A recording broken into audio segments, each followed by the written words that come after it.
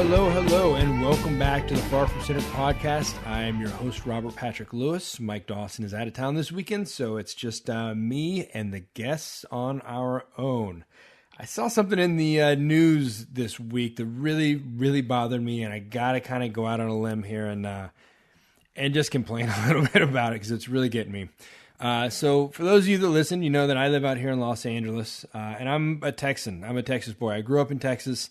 I've been in Texas my whole life, and I love Texas. And when I hear things going on in California, it just, I cannot wrap my brain around people, the way people think out here. I can't, I try to get myself inside people's head and understand what's going on, but it really seems like politicians here always make the wrong decision. I don't know if you've ever been around somebody like that if you're ever trying to make up a decision on something, just ask them what they're going to do and do the opposite. Well, that seems to be the way for California politicians. So what's going on right now is I read the California Political Review, and they had this article about class warfare in schools. So what they're planning on doing right now, Governor Jerry Brown, hopefully won't be governor for very long. He's an extremely liberal Democrat. He was the mayor of Oakland. Oakland was a great town, and then he took over as mayor. Horrible mayor. Now Oakland's a ghetto, and somehow the people of California didn't pay attention to that and thought he'd be a great person to elect as governor. He ran against Meg Whitman, who was the CEO of Hewlett-Packard, so one of the first female CEOs of a Fortune 500 company, and she lost out to an incompetent ultra-liberal who had proven he didn't have what it took to be a politician. But in California, I guess the less prepared or the more incompetent you are, the better you are in politics here. So his new idea is redistribution of money, which is the liberal or the Democratic kind of oath. That's just what they love to do. Rather than bringing the bottom up, they like to take the top down. So if you're not doing well in society, or they'd rather bring somebody that is doing well down to your level rather than bringing you up to their level. So what they're doing now is they want to do a redistribution of funds with school money. So basically, they're trying to throw money at a problem that isn't a money issue. His idea is they want to take money from higher performing schools and redistribute it to lower performing schools. Well, let's break this down a little bit. If you talk to teachers, if you want to really know the problem that's going on in a lot of these underperforming schools, if you look at where they are, unfortunately, it's tied to socioeconomics, but it's not a money issue. It's a parent issue. And I understand it's not always because the parents don't care. Like, Cindy and I have 2 kids now. I totally understand that if you have a single parent, that single parent, if they have 2 kids, don't have time to work 2 jobs to make ends meet and then come home and tutor all day. I got it. So it does boil down to that whole, keeping a family unit intact and trying to keep families together, which unfortunately in the lower socioeconomic levels, that's one of the biggest issues is dads not being there and families not being whole. Throwing money at the issue isn't going to be a problem or isn't going to be an answer, but what also isn't going to be an answer is trying to take the overperforming down, So I don't think money is an issue, but they're doing what California loves to do, and they're basically punishing people for working hard and doing the right thing, And in the United States of America, this is the land of plenty. This is the land of opportunity, and it's always been a thing where if you move to America or if you are an American citizen, you work hard. There is a certain formula to being successful. There's anomalies all over the time that, are good at playing basketball or great at singing or dancing or whatever they are, and they become famous actors or musicians or athletes, and, they're outside of the box. But your average person, if you want to be successful, you do good in school. You graduate high school and do well. You go to college, whether on a scholarship or, student financial aid, or maybe you're lucky enough to have parents that can afford it or whatever it is. But that's the formula. You go to college, you do an internship, you go and you get a job, you work hard and you succeed. And that's just been the formula for success forever. And when you're doing well, if you are educated and you marry somebody else that's educated and has worked hard, you have a family, you want to take that family and move them somewhere where they're going to do well and they're going to get a good education. So here in California, growing up in Texas, everywhere I've ever been, the way that, a young family looks for a house is based on a school. If you have kids, you're looking for the best place with the best school district. So a lot of areas that you go, you're going to pay more than a house is worth because they're in a good school district. Just happens all the time. And out here in California, you could spend a couple of $100,000 more than a house is worth just to be in that great school district, because California and the LAUSD especially are known to be some of the worst school districts in the country. So now they're basically taking that away. Now they're going to take these people who have done the right thing, who were highly educated, who worked their butts off their entire life, had a family, did the right thing by their family, and bought a house in an area with a good performing school district. And now Jerry Brown is saying, you know what? I don't care.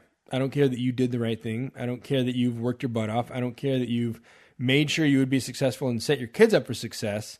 We're going to take this the other way, and we're going to take money from your school that's full of all of these people together, and we're going to give it to other people. And you know what? It boils down to the same thing that happened, in California with taxes. At the point here in California that if you make above a certain amount of money, again, if you make over $200,000, you get taxed to the point where you might as well not work that hard. If you work that hard and get promotions and get more and more pay, you're going to get taxed to the point here where somebody who has a lesser job or didn't work as hard or didn't get as many promotions is going to be making just as much as you, because if you pay 30% in taxes, that's like taking 30% out of your pocket. That means that extra work that you did to get those promotions is pointless.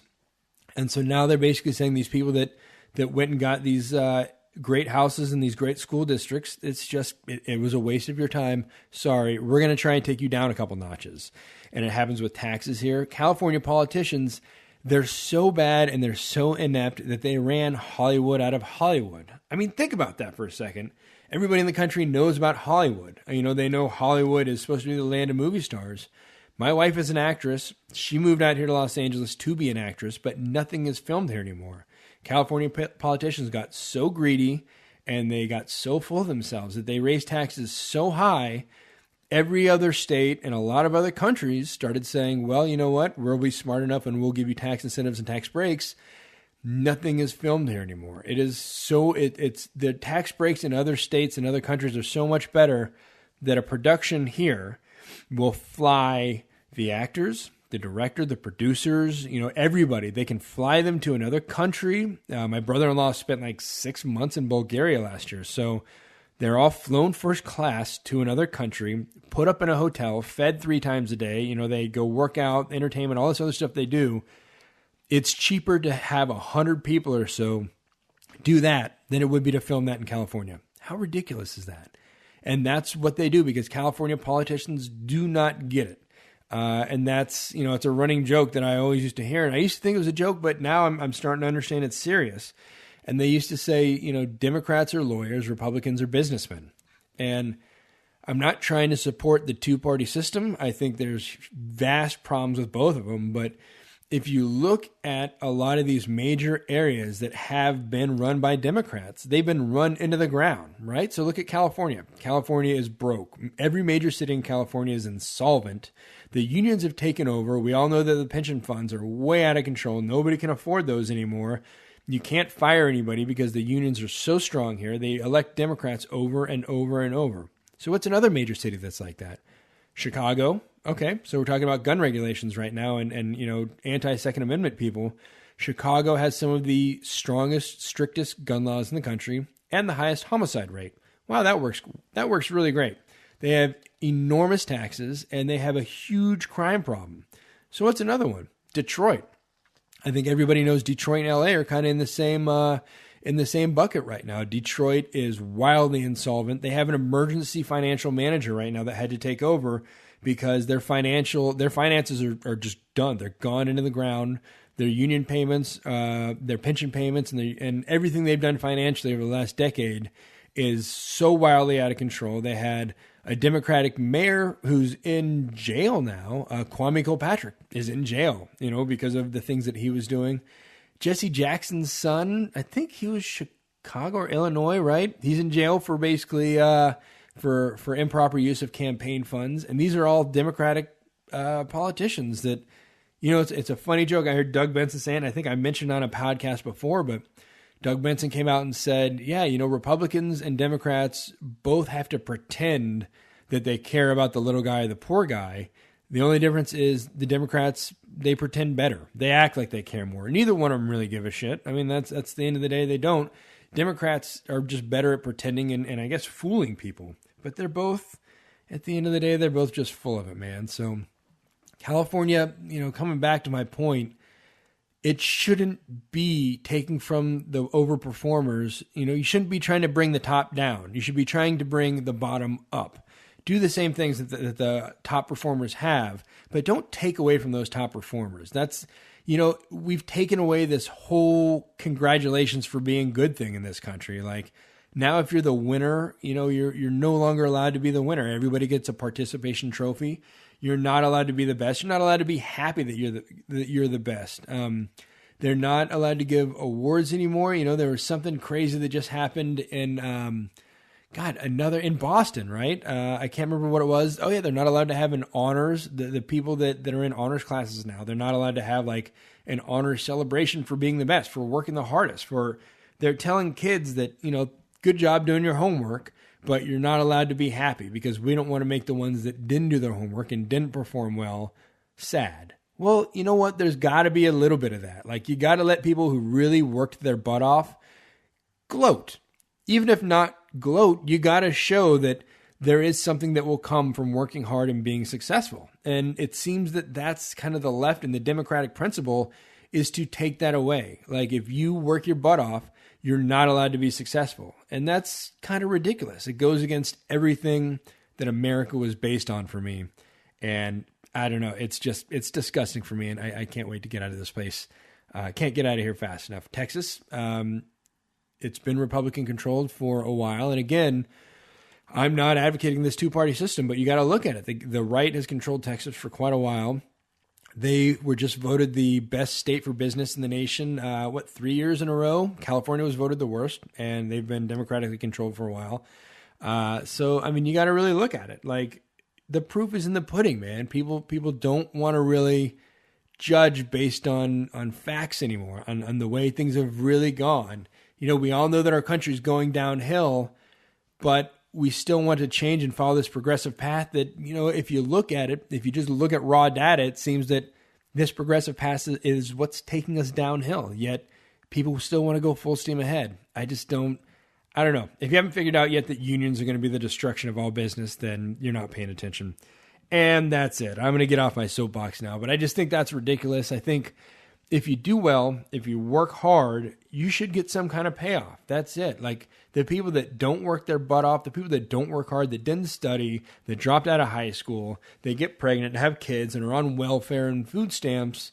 I'm sorry, but if you're not going to try as hard as the guy that was studying every day, and it's not all a family thing. People try to break it down to money and say that you came from money, but I read a story 2 years ago about a homeless girl who got accepted to Harvard. There are humans from all socioeconomic backgrounds that try, that really do. They put their nose to the grindstone and they try, and they should be rewarded for being successful. And I thank you. I got kids that got to grow up in this world, so I'm thankful for every one of those people because they're giving my kids a good example to live by. So don't take the top down, man. Bring the bottom up. But don't try to chop the overperformers and the most successful people off at the knees because it's not going to be a good result. Okay, so today we're going to have a show with a good friend of mine. This is Erik Shaw from Tactical 16. They have their own, it's called the Small Press Publishing Company, basically. They help veterans out. They take veterans that want to write. It's a very therapeutic thing for them, and there's some amazing stories out there that the big six publishers just aren't picking up on. So thankfully, there's companies out there like Tactical 16 that are. So I'm going to let him explain a little bit about what it is that they do, how they're helping veterans, and how they're trying to get these stories out there. I want to give a quick thank you to everybody that's listening. And again, thanks for everyone that's been supporting the show. Again, you can go to farfromcenter.com and click through on the support the show link and just click the banners on Amazon. And if you're going to buy anything on Amazon, doesn't cost you an extra penny, but it'll help throw some money this way and support the show a little bit. Buy some on it. If you're in the mood to buy some Alpha Brain, some New Mood, or some Hemp Force protein, Dawson got some of all the above this week. He can't say enough good things about it. He loves that stuff. I love that stuff. And I think you should try it out and love that stuff too. And thanks again. We're up to like 45 5-star reviews for Love Me When I'm Gone on Amazon. If you want to get the audiobook, I narrated the audiobook. Mike Dawson did the audio engineering on the audiobook. You can get yourself a Audible membership. Just click through, support the show, and use the banner on the farfromcenter.com website. Get yourself a free audiobook for a $7.49 membership, I think, and you can get Love Me When I'm Gone for your first free audiobook. So that's awesome. So here we go. We're going to go right into this. This is my interview from earlier today with Erik Shaw from Tactical 16. Listen, enjoy, check out their stuff, and show them some love, and say thanks for supporting our veterans. So here we go. Here's me and Erik. Okay, so here we are. We are in the studio today with Erik Shaw from Tactical 16. If you want to check them out, you can check out the website at tactical16.com. They're on Twitter at Tactical 16. They're on Facebook at Tactical 16. And they have a radio show. It's Tactical 16 Radio with Silent J, which I actually did a couple months ago. And it's a lot of fun. It's pretty entertaining. So check that out. So Erik, hello, and thanks for being with us today. Awesome, man. Glad to be here. How's everything going with you? It's going pretty good, man. It's going pretty good. I cannot complain. First off, welcome home. Erik is actually still in the Army. He's at home on leave from Afghanistan right now. So glad we can get him in here, and thanks for taking some of that precious family time away and spending it with us. Oh, definitely. I'm glad to be here. So I wanted to first, I know you. We've known each other for a couple of months now, but I want to introduce you to the audience a little bit. Can you explain a little bit about yourself and your background and who you are and what makes you tick? Yeah, I'm starting first class in the Army Reserves now. I was active duty for 6 years, Cav Scout. Did all the run and gun fun stuff. Got back from Iraq, wanted to continue serving. Wife was a little bit on the fence about that, so we kind of tucked away in the reserve side of the Army and got into technical operations and things of that nature, and have been doing that ever since. And now, like you mentioned, I'm in the middle of an Afghan deployment. This will probably be my last one, and hopefully we're going to finish this thing off strong and come back and focus on Tactical 16 more and help these veterans get their stories published. So how is that doing? You're married, and you guys have any kids? Yeah, I got a daughter. She's 9, and she just goes with the flow. She's big into doing her thing, and I'm out a lot with my job. So usually in this house, it's what airport you need picked up at and what day coming home type of thing. So yeah, and you guys are there in the Springs where I actually used to live. That's where Tactical 16 is based out of, right? Yeah, we're based here. We're hoping to stay here. Got to see what the political climate has in store for Colorado, as people have been following. I just did the local news out here for that a couple of days ago, and it's an interesting time. It's a lot different than when I left. Yeah. To come back to see what Colorado is now, but hopefully they get it figured out and we'll be fine. Yeah, and if anybody wants to check that out, Erik just mentioned an interview that he did a few days ago, and it's on his website, or it's on the Facebook and I think on the website. So if you want to check that interview out, go to tactical16.com or go to Facebook and check out the Tactical 16 Facebook page. So the military is obviously a pretty big thing in your life. What was it that brought you to the military? Are you from a military family, or is it just post 9/11? What got you there? No, I joined pre 9/11 by a few months. I hit 21 years old. My parents were both Air Force. My dad was a Pittsburgh City police officer for 20 years, and service to the community has always been big in my family. And when I hit 21 years old, I kind of hit that roadblock a lot of people hit, and out of options, and had to go try something else. And the Army recruiter that I kind of laughed at when I was 18 looked a lot better at 21. So yeah, that's the way it works sometimes. Went ahead and signed up, and it was the best thing I ever done. So were you immediately a Cav Scout, or did you do something else first and then find your way? I enlisted as an air defender on a Bradley, which is I lost you, man. Hold on. Can you hear me? Yeah, I got you. You're back. So the Bradley death before dismount. Yeah, exactly. That when I went to the recruiter's office, that's the only thing I wanted to do was I wanted to be on a Bradley. Mm-hmm. And he showed me 3 jobs, and I picked the one with the bonus. Right. So it ended up being air defense, which was it's a Cav Scout with air defense capabilities. And as Iraq peaked and they realized there wasn't a need for air defense, they switched us over to Cav Scout, and it was the best job I think I've ever done. It was a lot of fun. So what exactly does a Cav Scout do, to kind of explain it for the non-military people in the audience? Our normal role, when we were training to fight the Russians, was to get out in front of everybody, see what we could see, try not to die. And that's a big part of any job. report back. When we got to Iraq, it was a lot more urban warfare type stuff, where the lines of what your job actually was, they were a little bit convoluted. Wherever we needed, we went. We could be working with, higher end special operations guys, helping them out, or working, doing our traditional, security rock clearance type missions. There was never a dull day, and there was never, the same day twice. So it was a good time. Right. So you guys are basically going way ahead of the forces and just making sure the coast is clear, right? Yeah, basically. Yeah. All right. Yep. So you've done OEF and OIF, right? You've done Iraq before, and you're in Afghanistan right now. Yeah, and I did Korea at the earlier part of my career. So I've had a pretty well-rounded career. So what do you think about what's going on in Korea right now? You got any needle on that, on what's going on?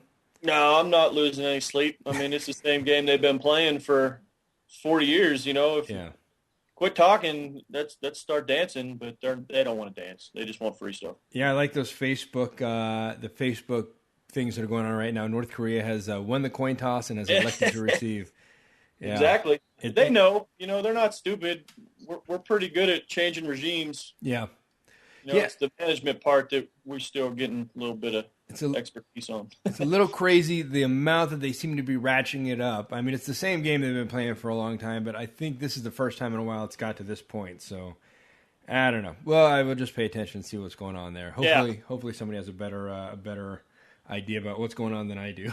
Yeah, same here. So you've done both. You've done all of it, and I know it's kind of a weird question, and people that don't have any military experience might not understand, but did you have a favorite? OEF, OIF? You like Iraq or Afghanistan better? I'm not a big fan of Afghanistan, but this is my first time where I'm in a support type of role. Uh-huh. Even in Korea, I was training. You're training for the fight. In Iraq, I was in the fight, and this time I'm helping the war fighter. Yep. And it's a different type of satisfaction. Help and support the war fighter, let them go do their thing, but there's still a small part of me that love to be out there mixing it up. That once you get that in your system, it's hard to get that out, and you can't explain that to anybody either. So, but yeah, my family's happy I'm behind a desk. Yeah, I bet they probably love that a lot more. Yeah. For me, I always just break it down to 140 degrees versus 70 degrees and temperate, So I liked Afghanistan. I dug the beards. I like the weather. I like the people. I like the food. Iraq, everybody just seemed to be an asshole, man. I like the people in Afghanistan a lot better. It's the opposite for me. I mean, I had a good experience in Iraq. I generally came out of there with pretty positive feelings. In Afghanistan, I don't have a lot of interaction with the people, which I'm not that upset about. And it is what it is. I'm honored that I had the opportunity to do them all. That's a huge thing for me and my family. Yeah. But I'll be happy to see it in the rear view at the same time. Yeah, no kidding, brother. I think all of us will. So you have any really crazy stories that you want to share about any of your time in Iraq or Afghanistan? Or anything that you can share? Yeah, no, we'd be on here for days. Yeah. It got to the point where, a lot of the stories, I toned them down. And when I wrote my book, I made sure I highlighted some of them for some of my guys. Right. So they could laugh about them. But, to pinpoint just one would probably be doing the rest of them injustice. So yeah, I had a team sergeant that said, always have a camera ready. Like whenever you're in a war zone, whenever you're in a third world, basically, which is where we spend a lot of our time, always have a camera ready because you will see the craziest stuff. And you're going to forget it because there's so much other stuff going on. Just always have a camera ready or something. Yeah, and the funny part about that is just with the American soldier, and I don't think it matters at any level. It's mind-boggling stuff that the American soldier can do. Like Right. the "Hey, watch this" term will never ever mean the same to me again after serving in the U.S. Army. That's a good one. I think that's something that other people don't understand. So you brought up your book. Can you talk about that a little bit? What's the name of your book, and what got you into writing? I mean, what made you go from just being a hard charging Army guy to an author? Yeah, my book's titled "Brave Rifles." I named it after my cavalry regiment, sort of as a tribute to those guys. I'm not a writer. I will never in a million years claim to be a writer. I don't plan on doing another book. Um, I started getting involved with some veteran advocacy organizations, and I was doing that for about 6 years. And every time I would meet these people, they all said, "You need to write a book. You need to write a book." And I was like, well, if I get around to it, I'll definitely do it. And I never, ever thought about seriously getting involved with it. But some of the organizations that I was working for, I was starting to lose touch with, and I was getting tired of the nonprofit, setup. It just started to get a little bit convoluted to me, and they were drifting away from the mission more. And I didn't want my name involved with that, so I started to take a step back. So fast forward to about 2 years ago, I got a job offer to move out here to Colorado Springs as a GS civilian. I jumped on that. I still stayed involved a little bit with some of the nonprofits. I was doing some media stuff back east. I was starting to, anybody needed some sort of question on the military, I was the guy media was calling from back in Pittsburgh. Mm-hmm. So one day, and this is no lie, I gave myself a sports hernia and was out of commission. Yourself? Yeah, I was swimming, and I think I gave myself a hernia that way, so I'm hemmed up in bed for probably 15, 16 days, and it was about day 2 of the hernia. I said, you know what? I think this is my sign that I need to write this book. Right. So I literally just sat there and, thank God for my wife. She's extremely intelligent, because it was just like started at word 1, ended at the last chapter, and then I just put the period at the end. It was just like one big long sentence. Yeah. so she cleaned it up, and while we were writing the book, I was starting to get some hits from some publishers that were interested in it, and me and my wife just sort of brainstormed and said, if we're going to write this book, let's see how we can help others from this experience. So, at the same time, Brave Rifles was born, this Tactical 16 started to come alive as well. So, all right, so hemmed up in bed, got yourself a hernia. You started writing, you finished Brave Rifles, and how exactly did Tactical 16 come along in your life? Well, like I said, we did my book, and we, I was realizing as I was writing the book that this was really therapeutic. Anybody who's done combat, they're coming back with some demons. It just doesn't matter what level and how they cope. This is really helpful. Yeah. And, and I was trying to help out the other guys in my book that were, that I served with, to paint a positive light for them and for their families. So 40, 50 years down the road, their grandkids could read this, that type of stuff. So we realized we could probably start a company on this and help other guys do the same thing. The publishing world, as you know, it's pretty cutthroat. Yeah, and, it's when you're dealing with the main companies, they don't really care about the content. They care about what you did. And that's why I think, the Navy SEAL realm right now is so hot. That's what everybody wants to know about. But There's more stories than just SEAL Team 6 and shooting bin Laden in the forehead. Yeah. There's some guys out here with some amazing stuff. And we used my book as the lab rat, because we wanted to make sure we were going to be able to do this. I wasn't going to take somebody else's work and experiment with it. I wanted to use my own, because that way if we couldn't do it or we screwed something up, well, it's my book and I'll take the hit. No big deal. We'll move on and keep trucking. But we figured it out pretty quick. We got some help from some outside sources. We did my book. It was pretty successful. It got us on Fox News pretty quick. And then, we just keep learning from there. Right now it's just about, people know we're here, but it's trying to build the the credibility and let them know, hey, we're not just some nonprofit out here trying to get rich off guys. I don't care if we make any money. I just want to see guys that have that build up on their head, release it in a positive way, Yeah, and that seems to be, I've talked to a lot of counselors. I've been to the VA in Colorado and here, and it does seem like writing is kind of a cathartic. I know it was for me, but it seems to be a cathartic experience for anybody that's got combat experience, because it's hard. Here in Los Angeles, I don't know any other combat vets. This is probably one of the worst places to try and find another vet. And so I had, you got no outlet, you got nobody else to talk to, or maybe you're surrounded by them, you just can't bring yourself to bring it up. Putting pen to paper ain't hard. And so I've met a lot of people that is their outlet, to get it down there, just put it on paper, and that's their way to get out and kind of release those demons and open Pandora's box, So that's awesome that you're helping guys. And that seems to be a pretty common theme with you. I know we've talked about like writers' workshops for military authors and things like that. So is that kind of the main goal of Tactical 16 right now, is just help these guys get down and get this stuff out?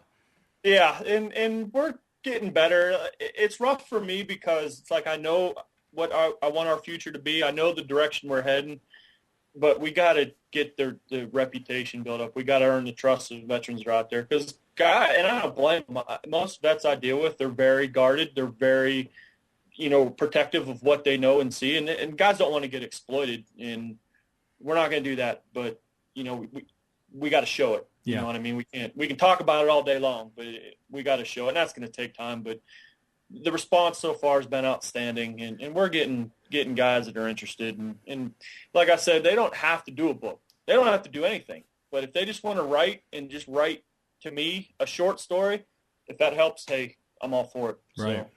Yeah, and that's awesome. That's awesome that you guys are doing that, because the VA's reaching. They're basically trying to figure out how to help. I mean, they're basically writing the book, literally like writing the book on how to help people now. And this writing really does seem to be a way that the dudes can get it out. And there are a lot of really good stories out there from everybody in the military. I mean, some absolutely amazing stuff. You guys, under Tactical 16, you guys have some amazing stories that. The big six, when we talked about like the bigger companies, there's the big six publishers out there. And the thing about a big six publishers, you're right. They don't care. They do not care about you. And, for your first book, they'll probably take 90% of whatever you get, and they'll just market it however they want. They'll ghostwrite it. They'll edit it. They'll change your story. They'll take the meat out and just put the marketability for it. It's like the difference between a Bob Dylan and a Justin Bieber. It really is. They're just trying to put some glitter on it and make it marketable rather than put out the story. And I think that's, for vets right now, I think, for the general public, they want to see a cool shoot 'em up movie or read that book. But for the vets, if we're really going to help other vets understand that other people are going through the problems they're going through, we need more real books out there. We need more real books by veterans with their real story, their real feelings, and the real what's going on with them, what they're battling. And they're not getting that from the big six right now. Penguin ain't putting that out. No, they're not. We're big on this story. We if a guy needs help with a ghostwriter, we can go that route. But I like guys that just write it raw, write it how you say it.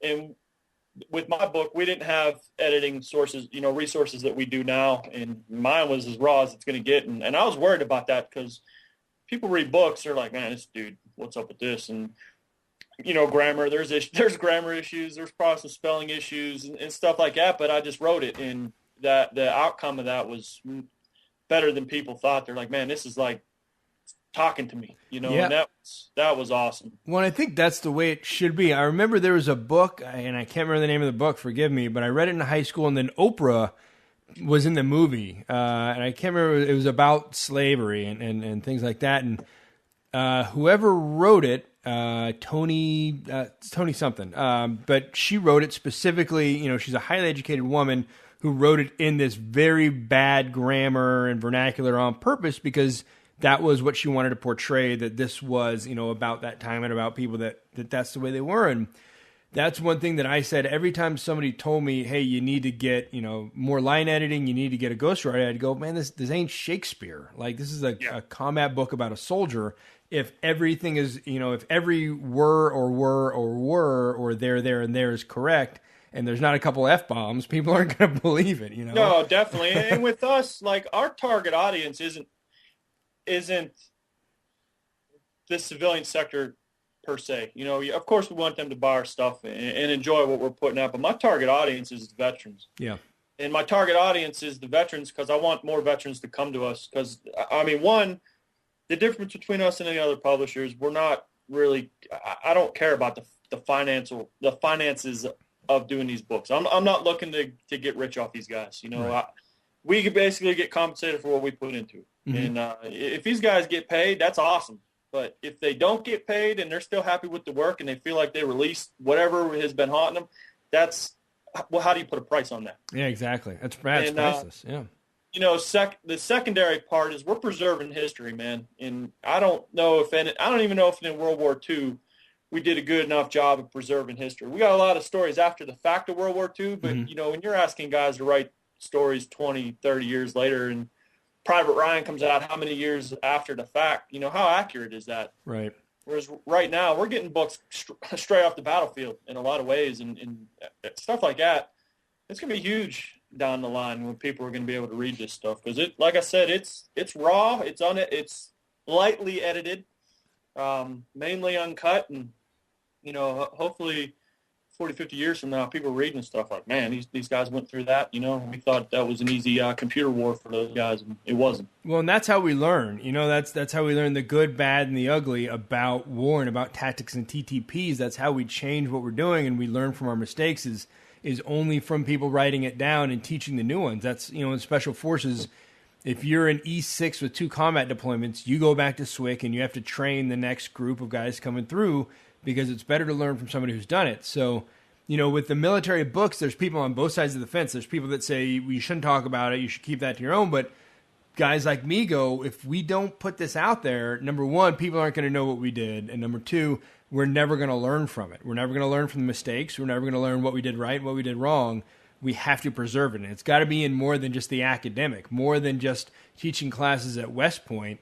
It has to be anybody in the military, can pick it up and basically understand what happened and what we did right and what we did wrong and what's going on there. So I think it's a great thing. I think the more we can get out there, the better, as long as it's done the right way. I had to go through the Pentagon and SOCOM and all these intel agencies to get my stuff blessed off. And as long as you're doing that and making sure you're not putting stuff that'll hurt people, as long as the story's getting out there, I think it's a good thing. Yeah, and our books, like we got some guys coming up that, they're basic ground pounders, and those are stories people enjoy too, because a lot of people can relate to it outside of the Army. That was a weird thing with my book is how many civilians approached me like, oh, I could relate to that. That happened to me. And it's like, well, I hope it didn't happen quite like that in your office building. But, it's just, like you said, if it's done right, it's very powerful, and it doesn't affect what's going on now, and it doesn't offend anybody. It just is what it is. And so far we're getting the hang of that. It's still a growing process. We just, in fact, Tactical 16 is going to be about a year old here in a couple days. Oh, that's awesome. Congratulations. We launched and we were on Fox News 3 days later. Our website wasn't fully active.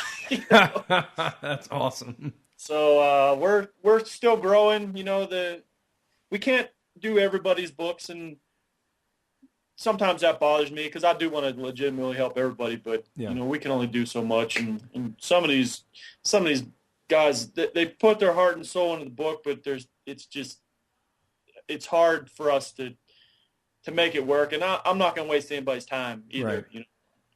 Yeah. So we've had a couple guys, and it's mainly guys that I'm not entirely sure of their military history, but the books we've picked so far, they're all home runs for us, regardless of what they sell. Well, and that's an interesting point. Do you guys have like a vetting process? So if a guy says I was a Ranger, or I was a Cav Scout, or I was intelligence or whatever, do you guys have a DD-14, like a vetting process to make sure these guys aren't just BSing the whole time? Well, we're kind of getting into that. I mean, right now we're small, so we can only do 3 to 4 books a year. 4 is probably pushing it, because I like to give these guys an ample amount of time out there by themselves so they can sell their work. But I can tell usually who's real and who's not. Yeah. It doesn't take much. I've been blessed to work on all sides of the military, all 4 branches, interagency type stuff. You name it, I've had the opportunity to do it, and I can tell who's legit and who's not. Yeah, that's a weird thing. I was talking to a buddy of mine about that a few weeks ago. Just how once you've been in the military for a little while, you can just size somebody up like that. I mean, you can just take a look at them. Even over email. Yeah, even over email. Yeah, just the way that you say things, the things that some people are cagey about, and the things that some people are flat out honest about. It's just weird. Yeah, you're right. Even over email. Even you and I have been communicating while you're in Afghanistan. Even just a quick couple lines in an email, man, you can just gauge somebody right off the bat. Yeah, you can get. And my personal thing was I always want to earn people's respect. And being with the Cav Scout, anytime we had to work with higher echelon special operations type people, I wanted to earn their respect, and if it wasn't them, if I was working with some ground line unit, I wanted to earn their respect as well. Right. And to do that, you kind of got to learn a little bit about what makes those types of people tick, and learn their history a little bit, and sort of get involved as you can, at your level without, crossing over or offending anybody. And that's paid off dearly with this company, because I'll get guys that they'll say they did this, that, and this, and it's like, no, you probably didn't, because I'm looking it up right now, and I know people that were there, or I have sources, all over the place. So I just call them up and be like, hey, do you know about this, or that? And the big thing right now, and you probably can attest to this, is everybody is special forces, or their cousin is, or their dad was, or and vetting them out. I don't know what that phenomenon is all about right now, but we've had to vet a couple of those out, and I'm like, nope, not happening. So. Yeah. I had a guy that I remember. I met him at a bar in Austin, and he was saying, "Well, yeah, I was in Special Force." And I went, "Well, what group were you in? What team were you on?" And he goes, "Well, I went on a team. I was in this other like infantry unit or civil affairs unit, but we operated in small teams of 12." And I went, "Small group doesn't make you Special Forces or Special Operations, man. Sorry to be the one to tell you. Is there a Special Forces patch on your shoulder? Then you ain't Special Forces." Did you go to selection? No, okay. No, we get. I've had a couple of those, and like the running joke in Colorado Springs now is 10th Group basically employs about 750,000 people. Yeah, yeah. The SEALs are the same way. When I went through the Delta course with the SEAL medics, they were saying there are more people that I can't remember the exact quote, but he said in any given year there are more people that say they're SEALs than the SEALs have ever had in their actual ranks. Yeah. But that's just the way it goes. Some people are just. I think the general rule is that if a guy's in a bar bragging about it, it's probably not true. Guaranteed. And you know what? That's not even just a special operations thing. That's pretty much combat wide. Yeah. You'll get combat guys together, and they'll be rambling, talking some stuff, and to each other. Yeah. But if they're out at the bar spreading the vibe solo, that's usually it's a good indicator they're full of it, man. So all right, I know you guys do a lot of this stuff. Do you guys have any writing workshops or anything that you're working on right now that you'd like to promote?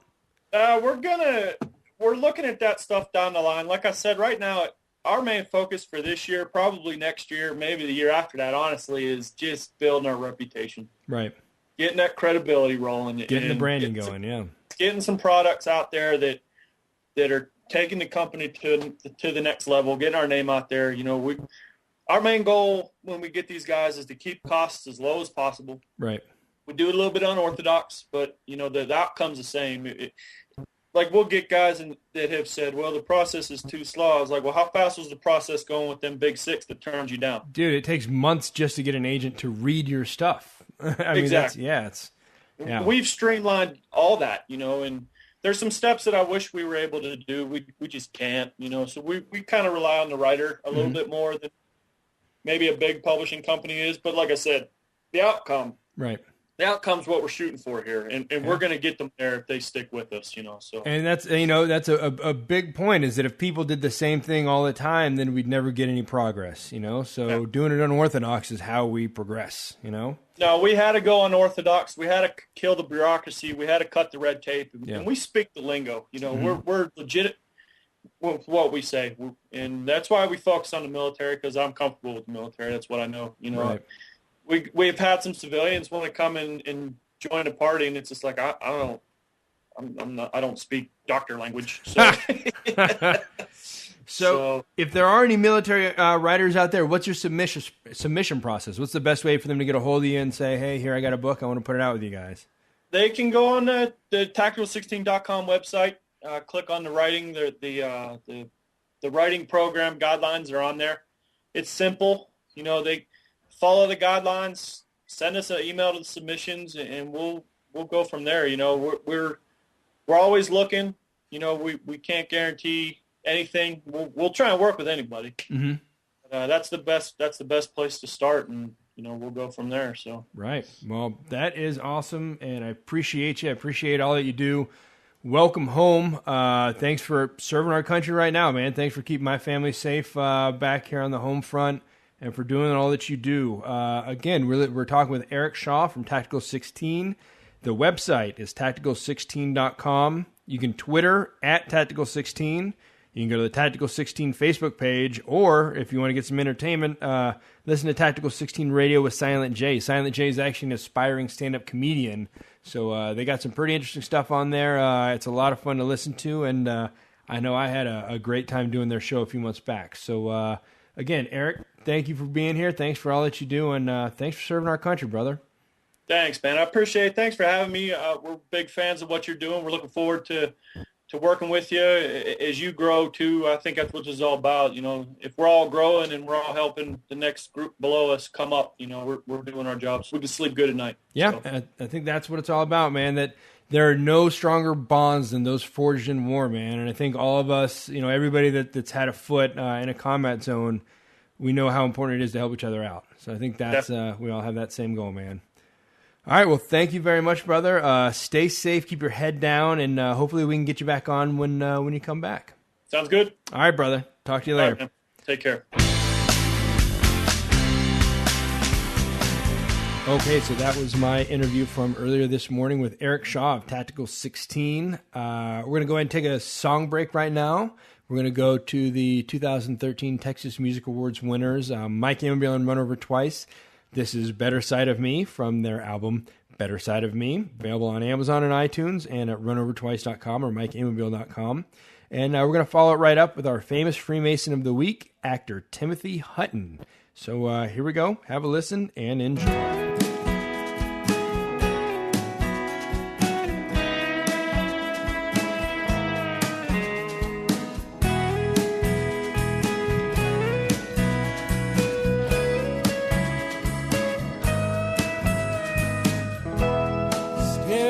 Broken white line, trying to outrun the thoughts of what I left behind.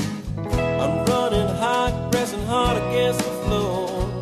And where I'm going, I'm not exactly sure. I'm sick and tired of wasting all my years up against the wall, realizing all my fears. I worked so hard that I made myself a slave. Got one foot in the door, the other's in a grave. Take me away where the wild wind blows. If I don't come back, no one will ever know. Gonna follow this road and see what I can see. I'm looking for a better side of me. I'm looking for a better side of me.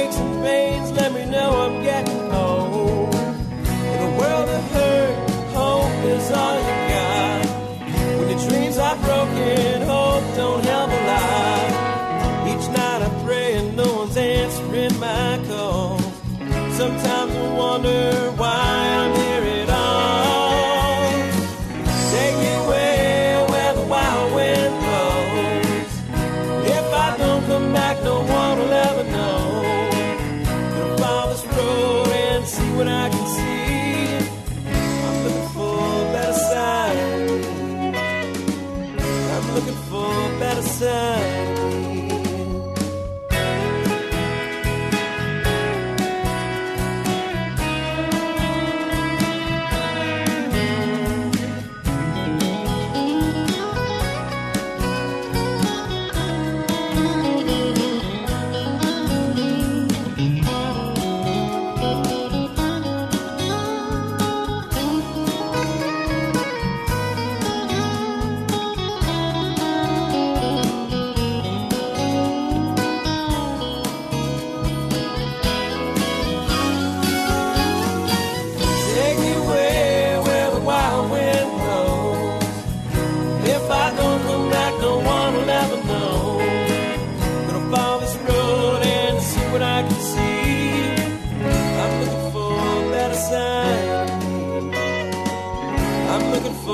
Side of me, hope I find a better side of me. Hey everyone, this is Brother Robert Johnson of the Masonic podcast Whence Came You, and managing editor of the Midnight Freemasons, bringing you this week's Famous Freemason. I think this one might be news to many. There was a time when Hollywood was filled with Freemasons. Now, they're too busy getting into politics. It's a good place for them, right? Since they're actors.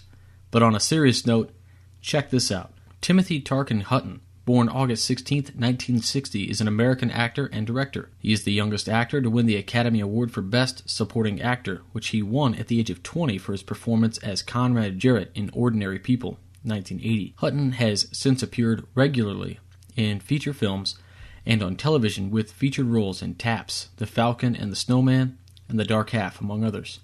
Between 2008 and 2012, he starred as Nate Ford on the TNT drama series Leverage. The final episode aired on December 25, 2012. Timothy Hutton was born in Malibu, California. His father was actor Jim Hutton. His mother, Marilyn Adams, was a teacher. His parents' marriage dissolved when Hutton was 3 years old, and his mother took him and his sister to Boston. The family returned to California when Hutton was 12 years old. When he was 16, Hutton sought out his father, living with him in Los Angeles while attending Fairfax High School. There, while playing Nathan Detroit in a school production of Guys and Dolls, he realized he wanted to become an actor. With encouragement from both of his parents, he carefully built himself a career in television. In 1989, he made his Broadway stage debut opposite his Ordinary People co-star Elizabeth McGovern in the A.R. Gurney play Love Letters. He followed this with another Broadway role in the Craig Lucas hit comedy Prelude to a Kiss, which also starred Mary Louise Parker and Bernard Hughes. Hutton is one of the owners of the New York City restaurant and bar P.J. Clark's. In 2003, he became president of the prestigious Players, a New York actors club, but he resigned in June 2008 due to work keeping him in Los Angeles. He has also made a few forays into directing, the most famous of which includes the music video for the Cars hit single Drive in 1984. In 2010, he directed the music video for The House Rules by country rocker Leverage co-star Christian Kane. In his personal life, Hutton was married twice. His first marriage was from 1986 to 1990,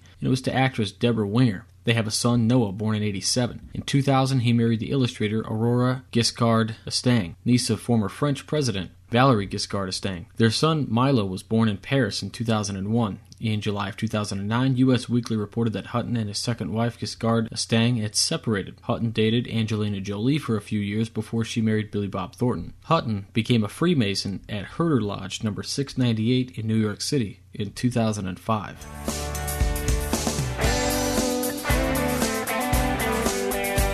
Okay, so again, that was Better Side of Me off the Better Side of Me album by Mike Amabile and Run Over Twice. And thank you very much to Brother Robert Johnson for that Famous Freemason of the Week, actor Timothy Hutton. If you want to check out Mike Amabile and Run Over Twice, you can click through the banners on farfromcenter.com and go to Amazon and pick up any of their albums, or you can pick them up on iTunes. Send some love to Brother Robert Johnson at the Whence Came You podcast. Get it for your Android or your iPhone, and check out the Midnight Freemasons. Now I want to come and talk a little bit about On It. Again, it's one of our sponsors. It was one of our first sponsors. I love these guys. I take this stuff every day, and hopefully you can too. Click through the banner on farfromcenter.com to buy yourself some Alpha Brain to supercharge your brain, some New Mood to supercharge your well-being, or get yourself some Hemp Force protein and supercharge your body. Dawson's been taking all this stuff all week, so we'll have him report back on the next show and tell you what he thinks about it, because this stuff really does change change your life, man. So now I want to go into a little USA Cares Minute. I've got a story here about another person, another soldier that USA Cares has been helping out. Again, I just want to read this to kind of let you know what USA Cares does and how they help soldiers out. You can go to follow them at USACares.org, or you can go to their website, usacares.org, to see how you can help guys like this. So here, USA Cares was recently contacted by a discharged veteran. This guy was medically discharged in January of 2013, so January of this year.